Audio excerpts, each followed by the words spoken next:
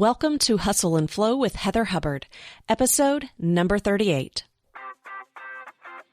Hi, I'm Heather Hubbard, and I was a litigator, partner, and practice group leader at an Am Law 200 firm. I know what it takes to rise to the top. I also know all too well the toll it can take on your personal life. So how do you shine bright without burning out? How do you embrace your ambition without selling your soul? You're listening to the Hustle and Flow podcast. Welcome back. I am your host, Heather Hubbard.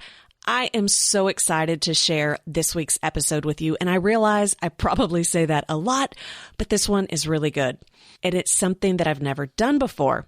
I recorded a live presentation last week. It was for the Lawyers Association of Women, their symposium at Vanderbilt. It was the Marion Griffin chapter. And I had the honor of co-presenting with Stacey Garrett Koju, a co-founder and partner at Bone McAllister Norton, a law firm here in Nashville. And our topic was Invisible Then Gone. And it was all about how we can better support women of color in the legal profession. We got such great feedback on this presentation that we really wanted to provide it to you as well so that you could listen. So here's the catch, though. It was an hour-long presentation, and I wanted to cut it down to fit the format of the podcast, as well as edit out any of the comments or questions from the audience. So we've edited out the exercises, again, the questions and comments, but we left in our responses. So if a transition seems a bit odd or bumpy, just know that that's what's going on. Also, we did some live polling where the audience was able to text in answers to questions. You're not going to have the opportunity to do that, but I highly encourage you to listen to the questions, think about what your answer would be, and then you can compare it to the results. So this is an opportunity for you to be interactive and really think about being in the audience yourself. We really enjoyed speaking on this topic, and we hope you gain a lot from it. Enjoy. Thank you all for coming today. I think we're going to have a really good session today and a little bit of fun. I always think about diversity programs. There's so many of them, right? And so coming to a diversity program is always one of those things you wonder about, but being here is an easy give, isn't it? We're here because we agree that diversity is a good thing, and we're here because we want to support those efforts. And Heather and I thought, with our very limited time, because diversity is such a broad topic and impacts so many different areas of the law practice, and women, and we often speak in diversity in such broad terms, that we would really focus efforts in a hope that we can walk away in at least one issue that we can walk away being mindful about and feel like we've walked away with something really substantive. So today we thought we'd focus our efforts on Invisible Then Gone as it relates to Black women in the legal profession. We think inside of the way we've always been taught to solve a problem. And this one requires you to leave that box, leave those instincts, leave your gut reaction, and to do something different. And the point when we talk about diversity is, don't we all fall back into our gut instincts when you think about it? I mean, we're all here. We all believe that diversity is a good thing. Yet, when we look in the legal profession and we look at Black women, they're invisible and gone. And so if everyone supported it and everyone had their heart in it, how can we still be here, and why are we talking about it? And it's because despite what we believe, when we're not vigilant and we're not conscious about the boxes that we live in and that we speak out of, we fall back into that old position that makes it very difficult to solve this dilemma. So today, Heather and I are hoping to have a little bit of an open dialogue about what those boxes are and how we remain conscious about them and how we can impact women of color and Black women in this city and in our communities to not become invisible and gone. Because each of us here have a role to play.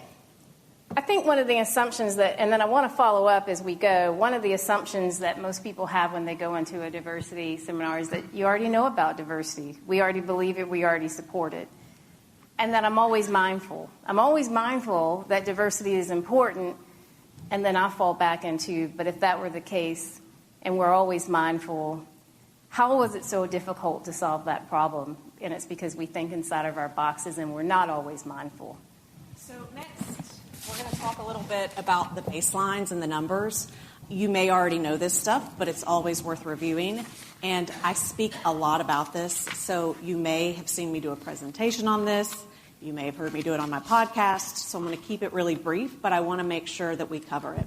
So the National Association of Women Lawyers, they issued a challenge, and it was a little bit over 10 years ago. But basically, when it came out, 15 years had gone by with women graduating at a rate of 50% from law school. And yet there were only 15% equity partners. And they said, we need to change that. And so they issued a challenge to the law firms and said, in 10 years, we can make a ton of progress. We want to get that number to 30%. Now, when they issued the challenge, it was just for women in general, and we're going to get to that. But the stats came out. And so I'm showing this for the 10 years, which was last year. There's some new data this year. I'll update it where it's available.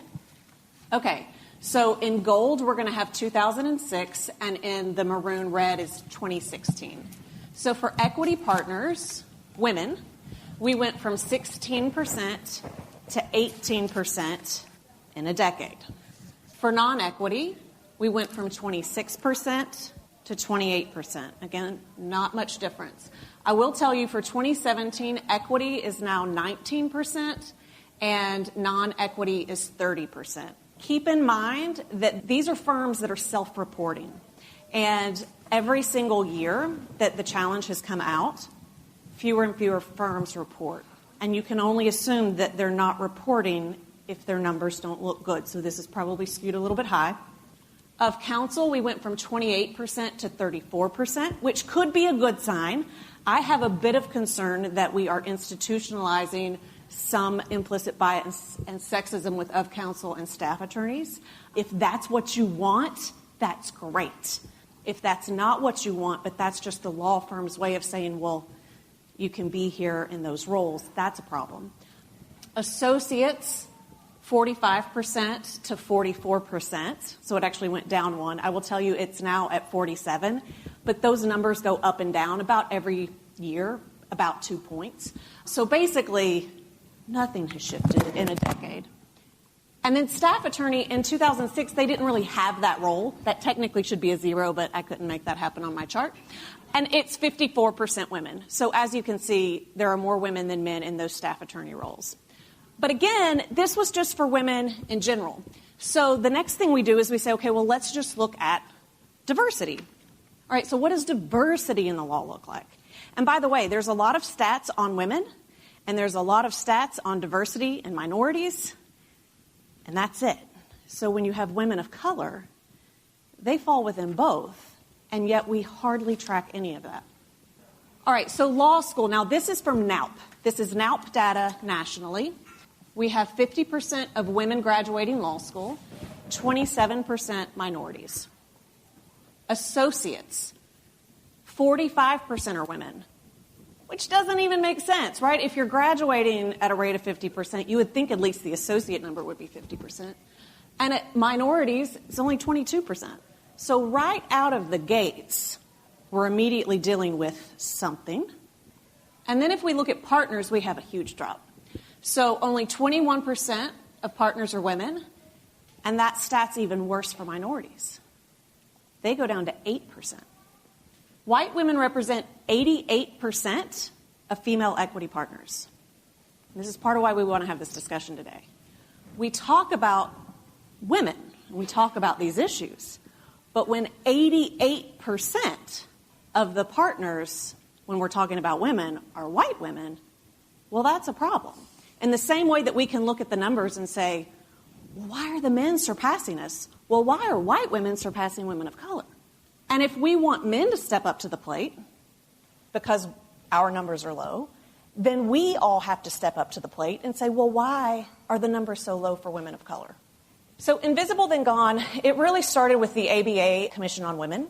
They did a study just for women of color, And it came out, I believe it was 2 years ago. There was an article. It got the front cover of the ABA Journal. And it talked about how women of color, often in their firms, feel invisible. No one pays attention to them. No one mentors them. No one sponsors them. And then eventually they just leave. So you didn't see them, but now they're gone. And we know that, right? The retention rates are terrible. This shocks me. Maybe it shouldn't. If you're a black person in the room, this may not shock you. You probably feel it. Representation of black associates in law firms has declined every year since 2009. So some of the numbers are actually going up, but it's within different groups. So Asian women are actually doing better than black women. And so sometimes, even when we start to distill it, you still have to look and say, well, why is it that suddenly black women and black associates in general, we're not even hiring them? What's that about? Only 2.5% of all partners are women of color. So that's all minorities, all women of color. Only 2.5%. And according to L.A.W, minority women continue to be the most dramatically underrepresented group at the partnership level, a pattern that holds across all firm sizes and most jurisdictions. So you might be thinking, well, this is a national problem, but in Nashville, we don't have this. So let's look at Nashville. This also comes from L.A.W. Associates.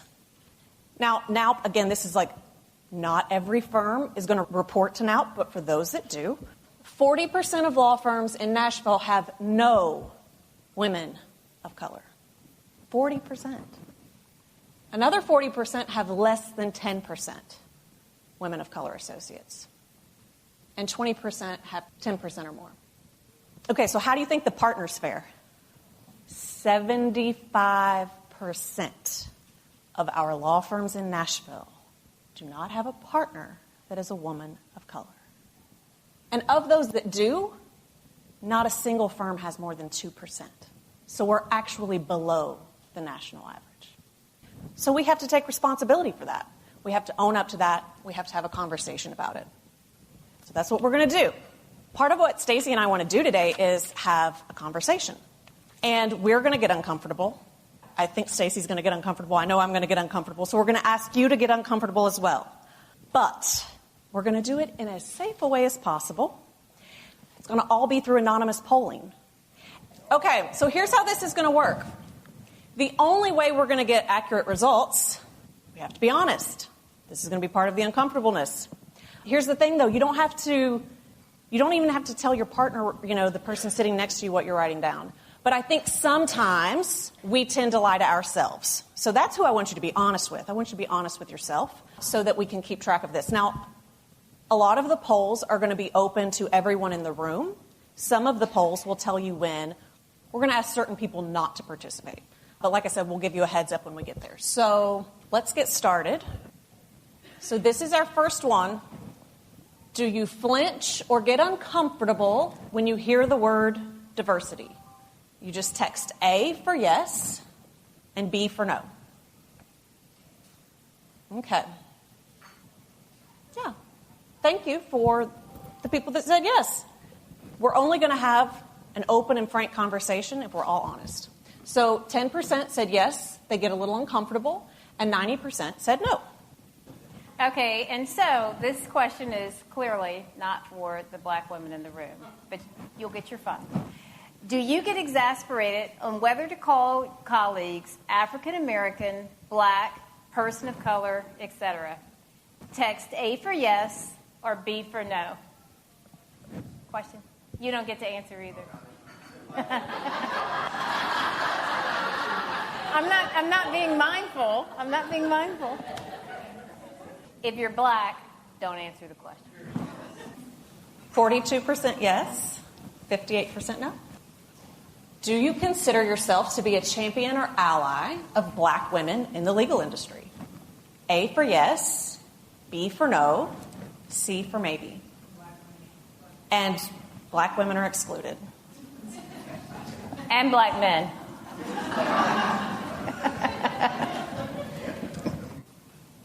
Yeah, so 41% consider themselves to be champions, 14% said no, and 45% said maybe. And here's the thing with these results. You don't know the thoughts or the intentions behind them. So even if it looks like someone's like, no, I'm not a champion, it could be that they're like, I want to be a champion, but I'm not. So I don't think that we can say 14% of the room don't care about the advancement of women of color. So this question will be answered by everyone in the room. Do you think other attorneys at your firm are racist? Text A for many of them, B if they're just a few, and C if you don't think anyone at your firm or your place of business is racist. Okay, so 18% think that many are racist, 47% think that a few are, and 35% say no. Perhaps they are solo attorneys. Okay, everyone can answer this. How many black women attorneys are in your firm, company, or agency? A for none, B for 1 to 5, C for 6 to 10, and D for over 11. So 48%, none. And that seems to go with the stats we saw. 46%, 1 to 5. We don't even have, I don't know what C is, but 11 plus is 4%. So the vast majority of us work with none or few black women attorneys. When was the last time you had a one-on-one lunch, drinks, and this is clearly not for the black men or women in this room. When was the last time you had a one-on-one lunch, drink, or another social outing with another black female attorney? If it was this month, A, this year, B, more than a year ago, C, never, D. Not the black women or men in this room. Everybody but. 26% this month, 26% this year, 32% more than a year ago, and 16% never. How many of your close friends are black? Black people excluded. Black people excluded. And close does There's not... like no inclusion in this poll, right? But close is not a colleague. Close is close. Close means exactly what it says it is. It's that person that you're very good friends with or best friends with. Close is not an acquaintance or colleague, per se. So 38% none, and 62% 1 to 5, and none for more than 5. When was the last time that you visited a black friend's home? When have you been in their home? Black people excluded.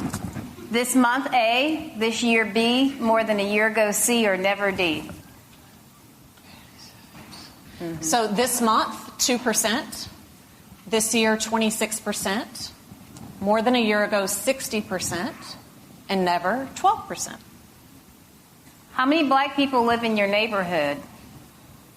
Again, we're excluding. You can go for, I mean, it doesn't have to be household. Like if there are 5 people that live in the house next door, you can put 5.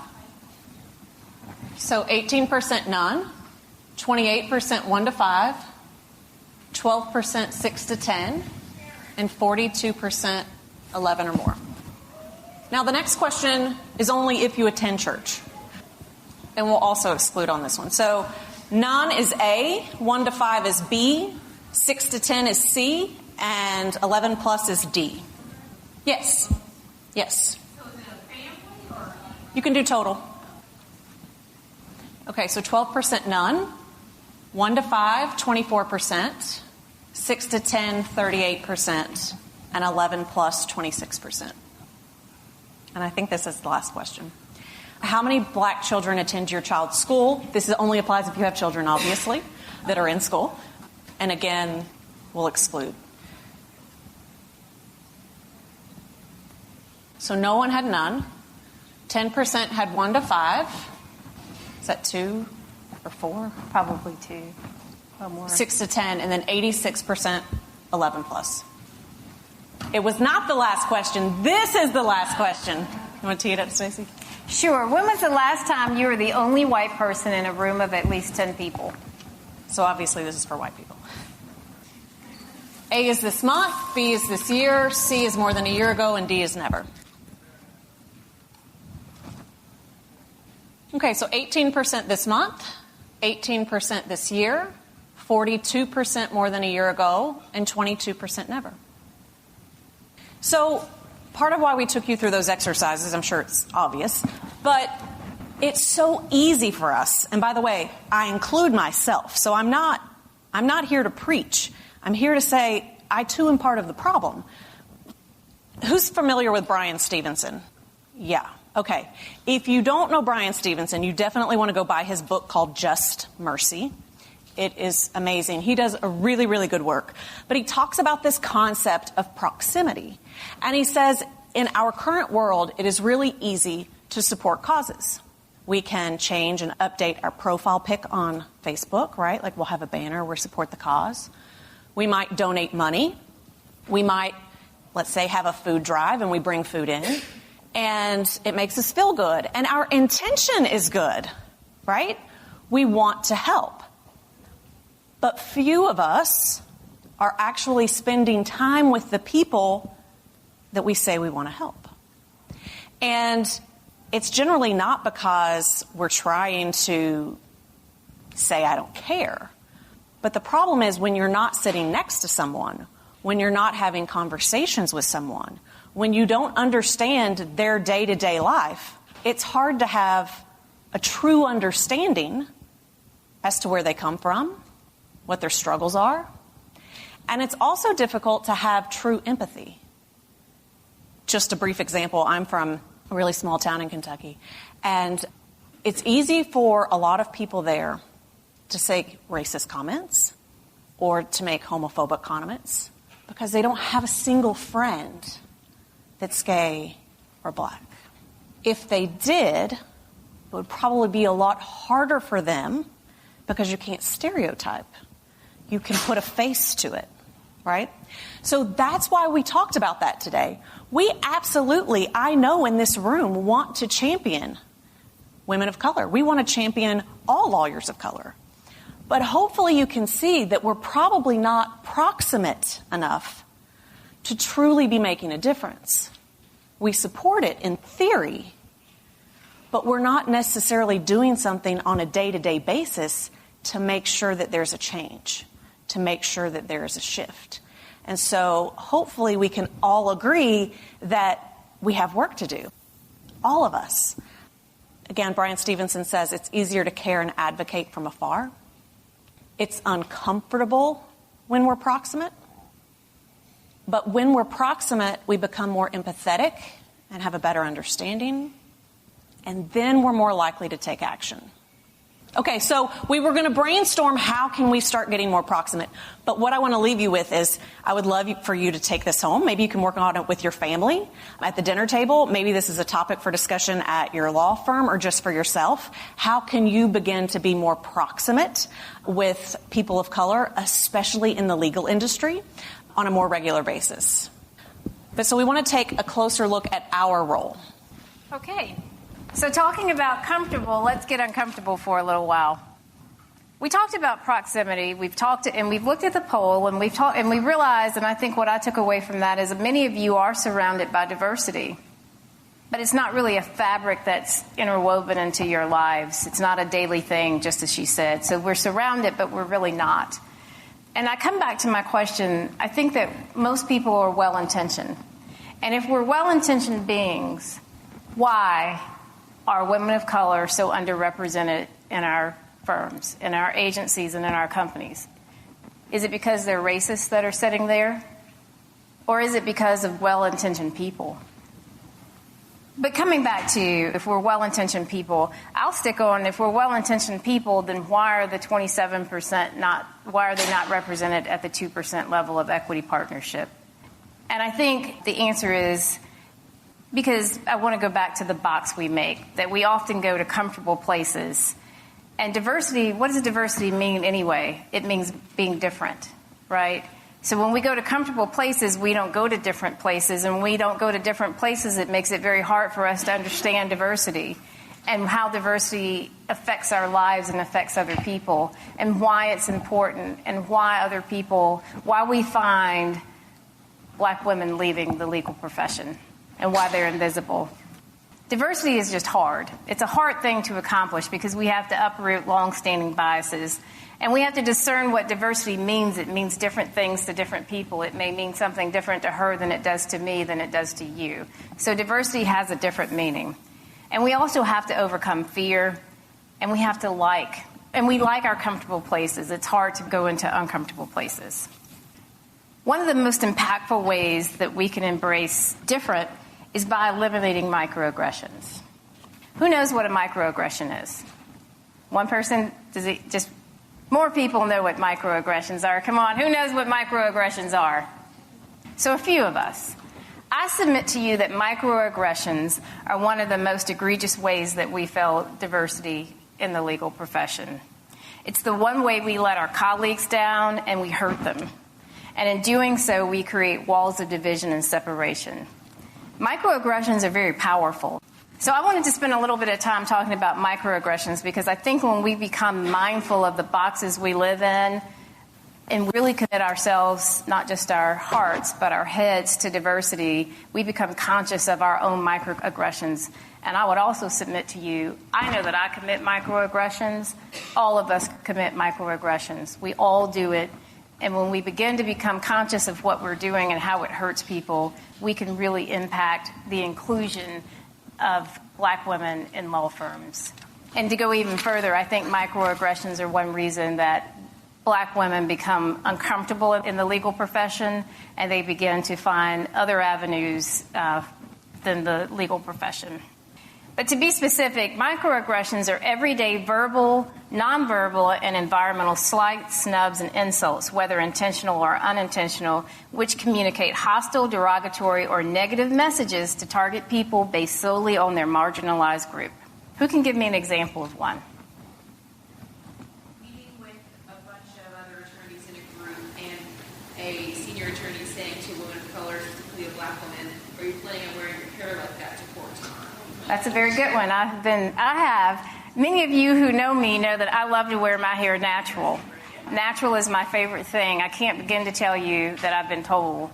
And I do it on purpose now. And I do it on purpose, and sometimes because of my position and because I've been told by other people who don't quite have the ability to do what I can, that it makes, when I do it, it makes it okay for them too. Right? And it's such an important thing, but I have been told that it's not professional. You ought to make your hair straight so it can be a little more professional, right? When my hair is straight, I like my hair straight, right? I have it straight today. Sometimes I get tired of it being curly. But who knows what that's communicating to me? When someone says that to me, what's the communicated message about me? That I'm not okay the way that I look and that I need to conform myself more, right? Who can give me another microaggression? Yes, ma'am.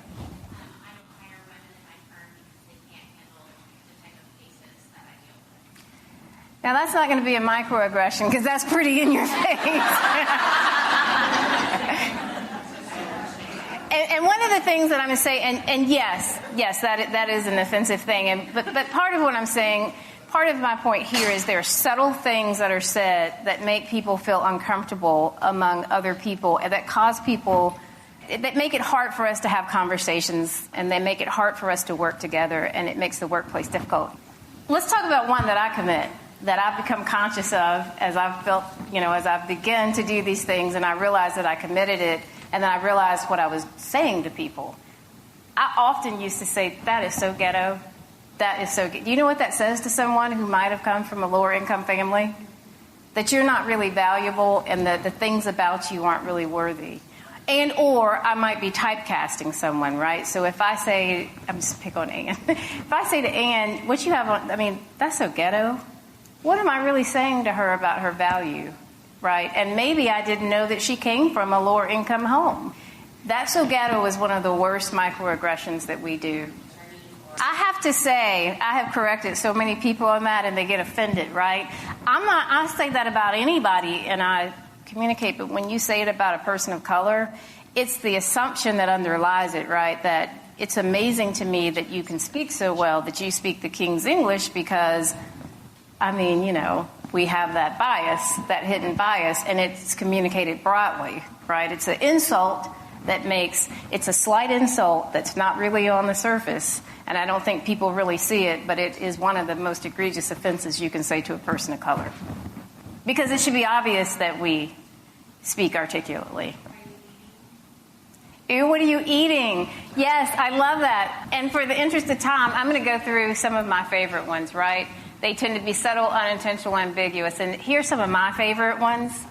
Now, where are you really from? I mean, you know, you get the insult in that.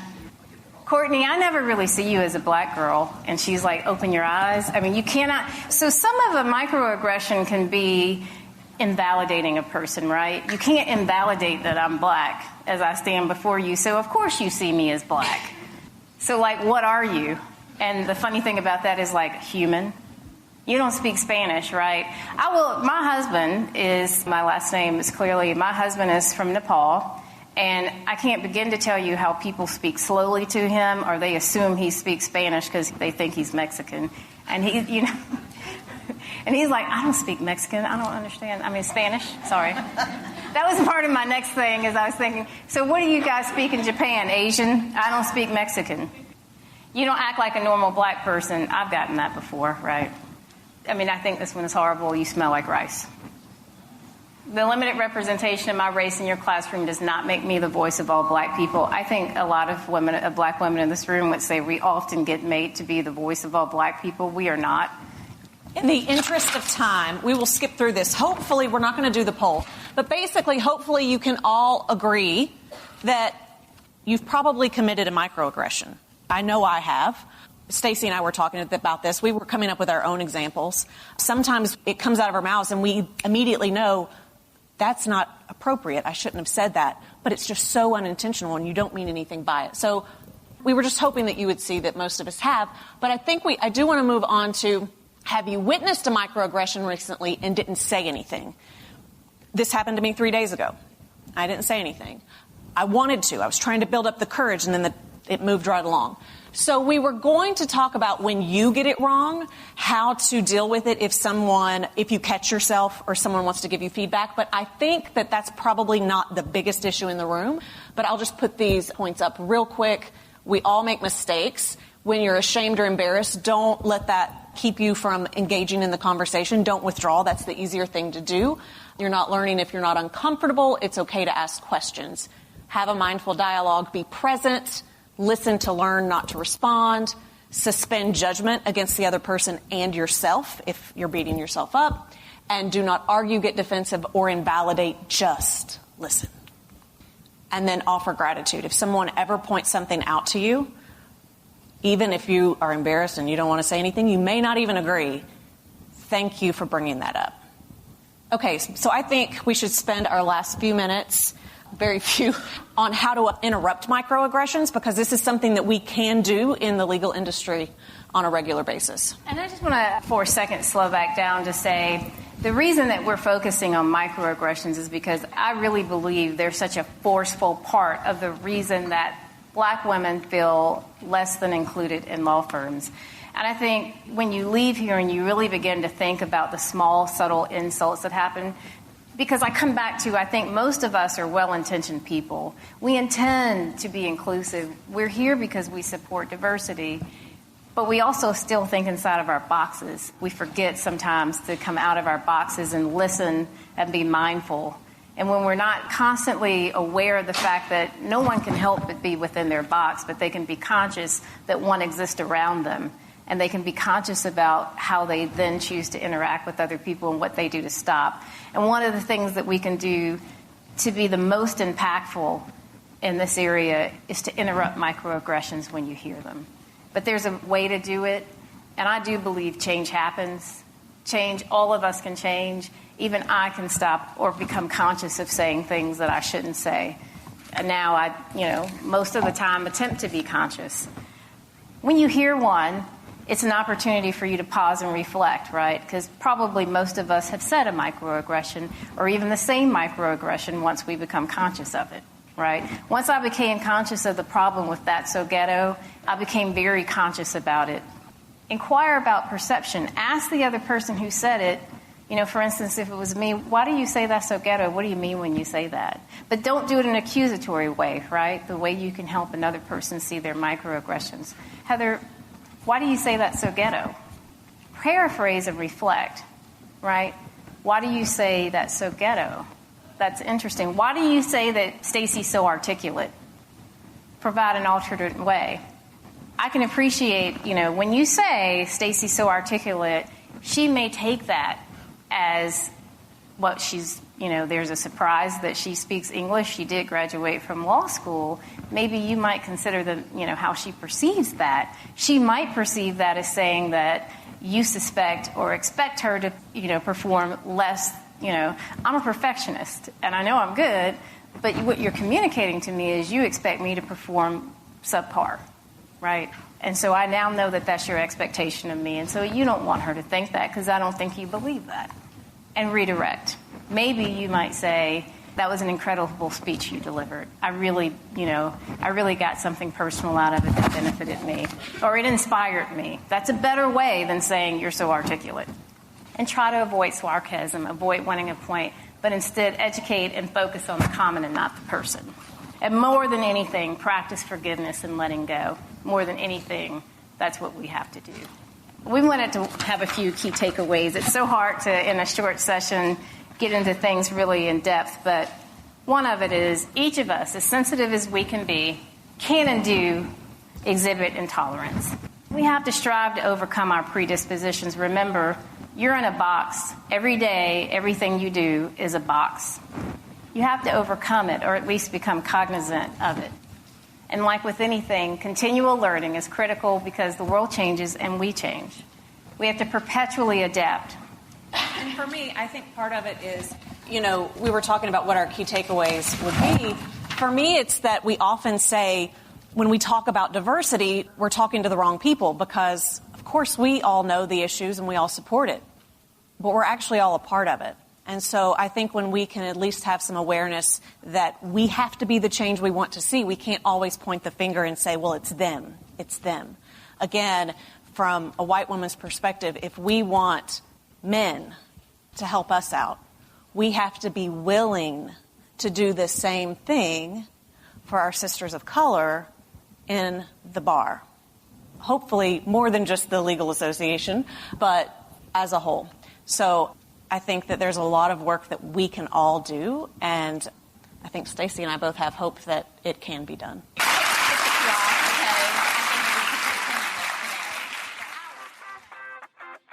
For show notes, downloads, and other free resources, and to keep the conversation going, head on over to hustleandflowpodcast.com. See you there.